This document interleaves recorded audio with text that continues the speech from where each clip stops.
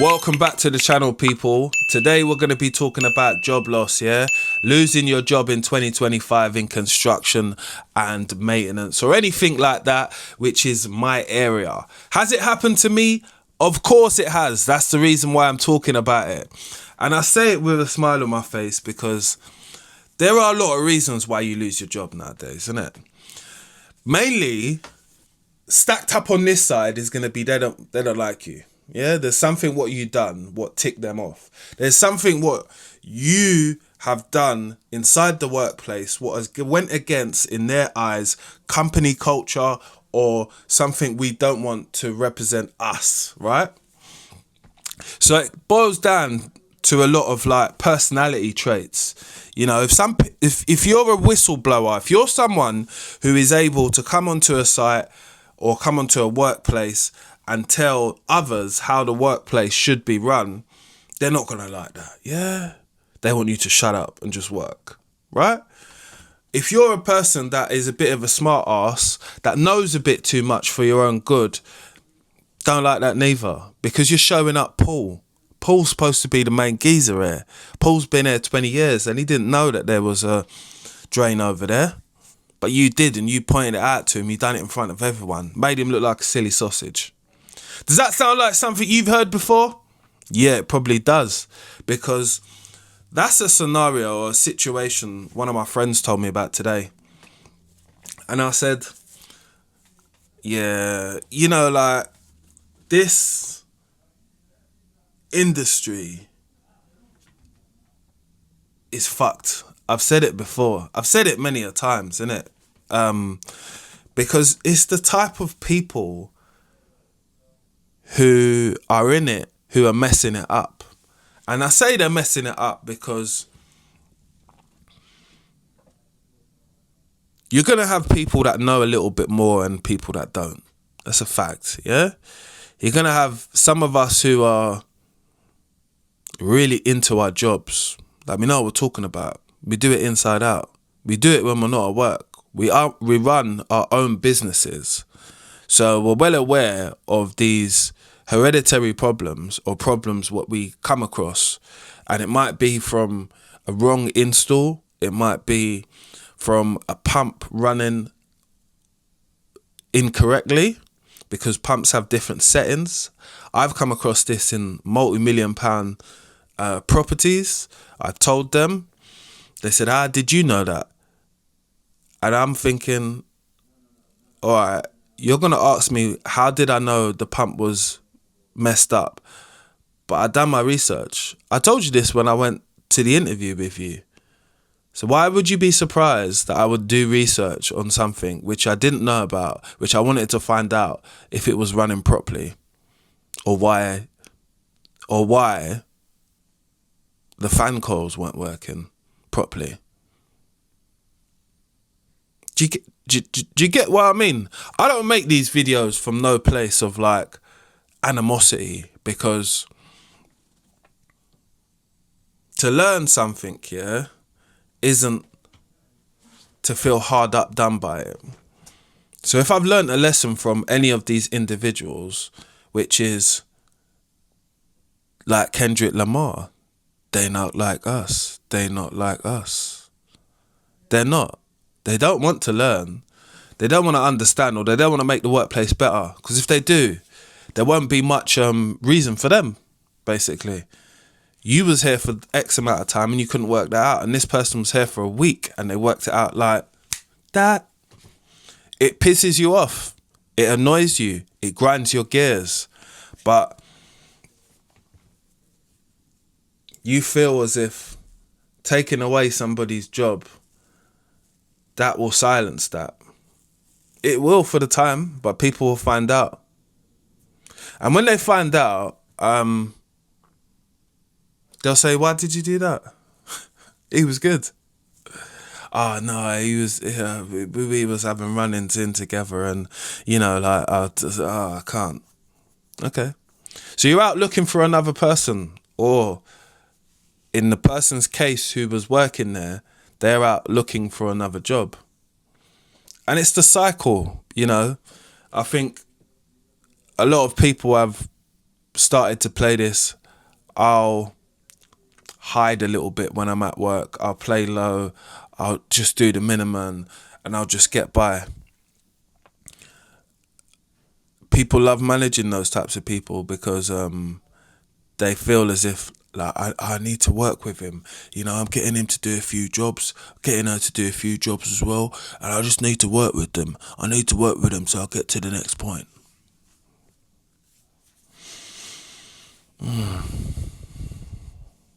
Sometimes I'll just want to play characters when I'm telling you guys these things, because these people are very characterized characters. Just call it that. You know, it's better when I do it like that because it's more entertaining for you guys as well. But you get what I mean with these individuals. And if you're the person that gets fired, yeah, my advice to you is not to take a lot of these companies, establishments, we're the biggest global company and we do this and we've got all the contracts, and don't take them seriously. Don't do it, because you run a chance of someone saying to you, it's not working out, you know, 6 months probation and you couldn't pass it. 6 months probation. I know some people think that those things are all mandatory and stuff like that, and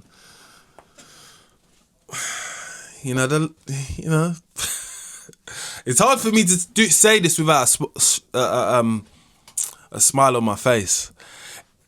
Look, companies can have their own rules, but you need to have your rules and your standards, what you stick to, which are not having any BS. When I highlight things to you, it's either you deal with them or we make time to be able to deal with the problems and talk about them, right? And the third one is keep me in the fucking loop.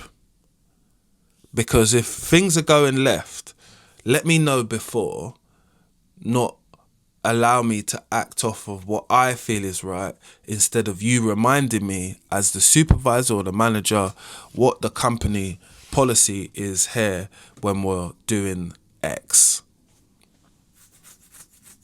But I know what you're thinking. You're thinking, why don't you just ask questions before? Well, a lot of the time when you're in these positions, what I'm talking about,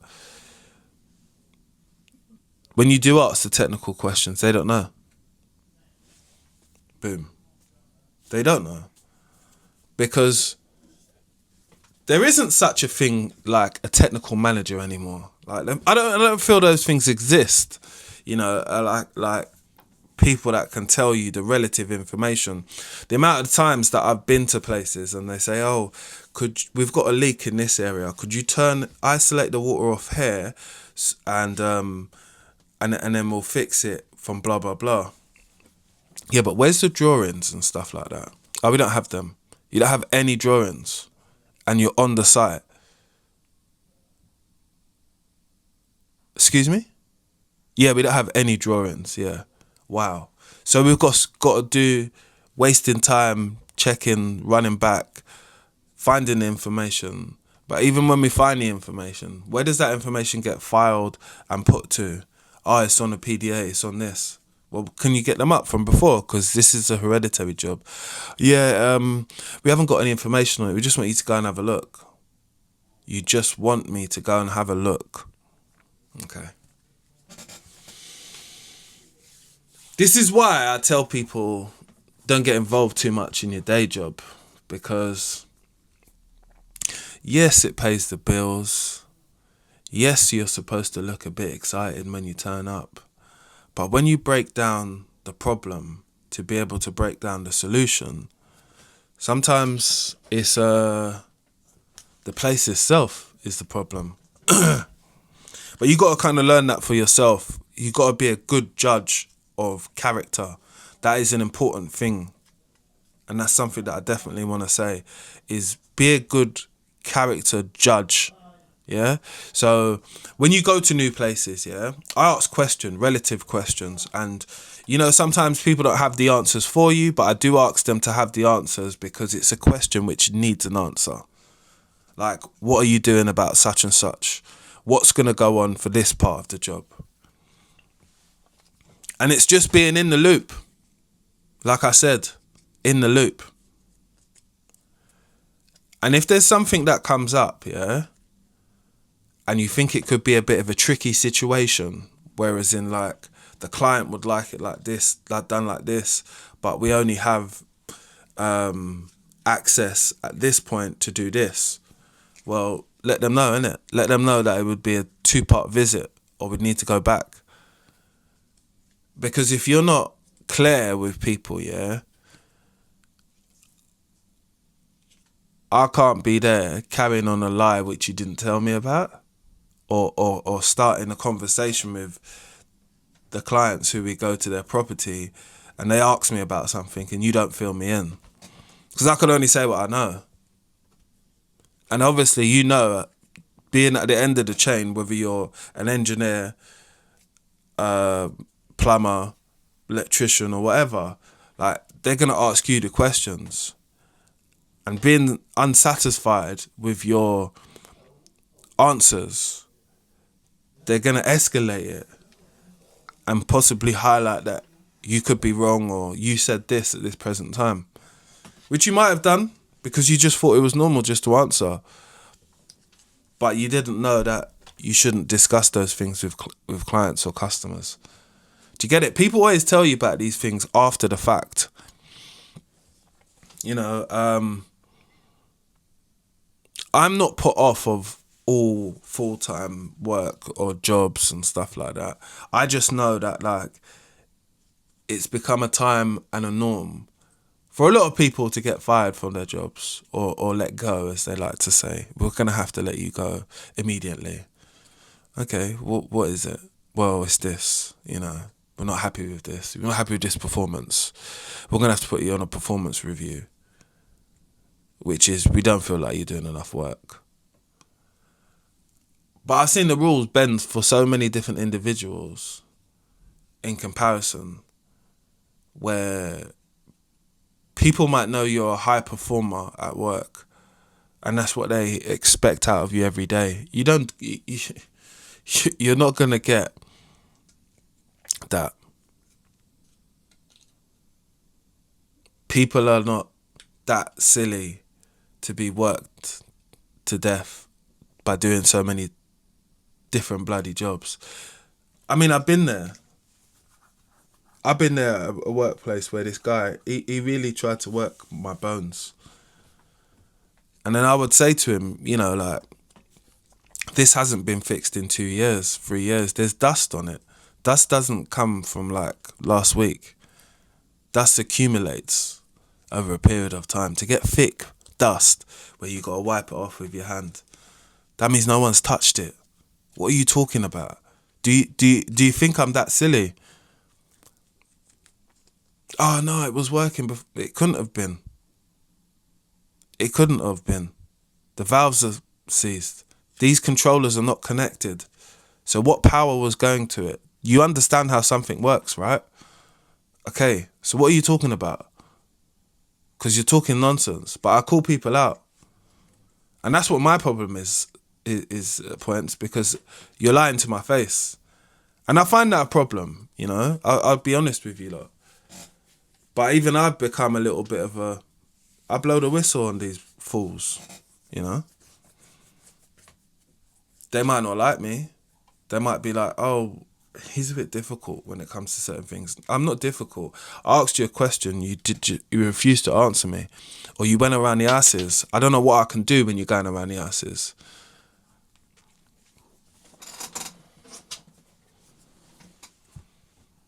But we need money to pay our bills, people.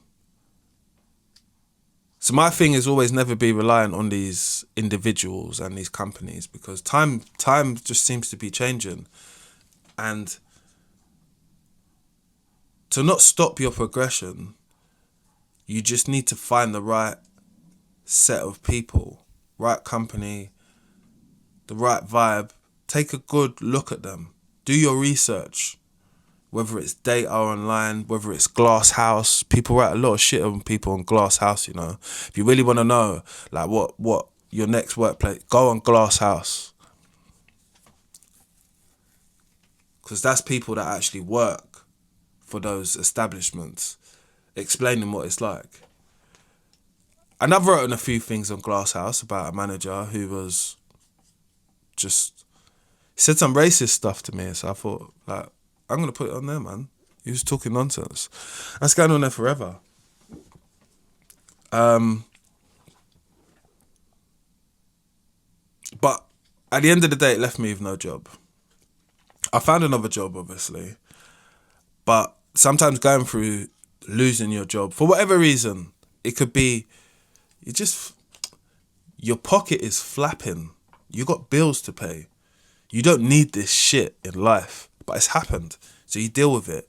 But jump back on your feet as soon as possible. Make yourself a big cup of tea, get yourself some biscuits and jump back online and start hitting those job recruitment places or jobs which are available. Because there are a lot of jobs out there and they need people, innit? So my advice is have a few in the chamber, because having all your eggs in one basket is silly nowadays, you know.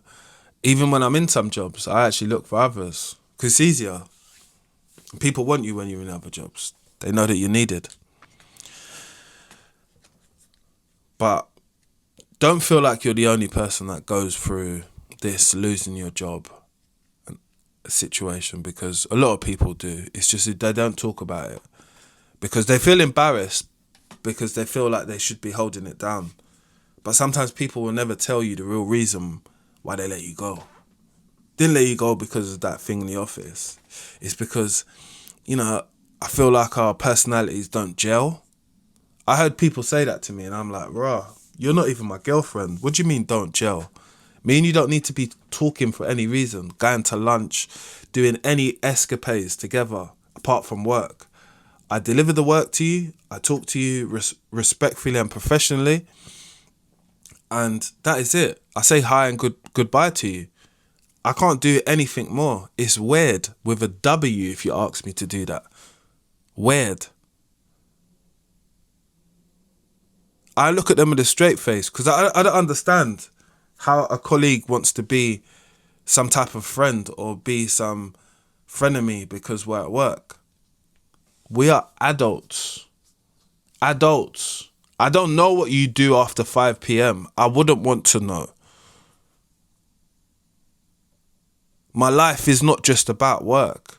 It's a part of work. You do 40 hours a week. It's long enough. That is like a sentence.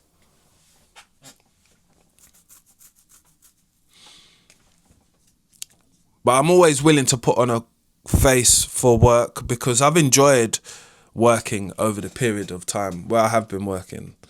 It's been enjoyable, but just because I've met different types of people, man.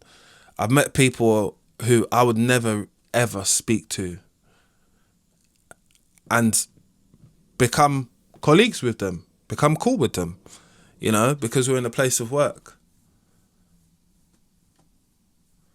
But I've also met some real weird boys and girls, women that work at places as well. I've had some weird women managers as well, man. I mean, really weird. Weird to the point where, like, they'd be bringing up my partner, like my girlfriend at the time. Oh, like, what's you and your girl? What? We're not here for that, man. We're not here to be talking socially and stuff like that. It's not for me, sorry. I don't ask you about your partner because I don't know him, innit? I mind my own business. How about that? Yeah, the women, for me, my managers, which I've come across in construction, they've been the worst. And it's not me dogging out women. I've always wanted to say that, but I didn't want people to feel that I'm pushing women down. No, I'm not. But they have been some of my worst, just because they've had no understanding about the job. And that might have been those two individuals. I've only had 2, and they've been really bad. Really, really bad. But I've had men who have been really, the 4 really bads on top of that. I had one guy, that manager, definitely doing a little line and stuff in the morning. I caught him one time by I was walking in early and he was in his office and I burst in because I could see what he was doing from the outside. He had an outside window. Boop! Walked in. Yeah, Jason. I'm like, what are you doing? He's like, oh, nothing. I was like, I shut the door. Gotcha. Anyway, subscribe, like, and share, yeah? Because we ain't going nowhere as resilient people. And if you're one of those people, this is the channel to be at. This is Mr. London Plumber, where I talk about like some real uncut, filtered stories on my channel about work, losing your job. And this is what this was about, you know, like life goes on, people. The main key point to take from this video is never put your eggs in one basket.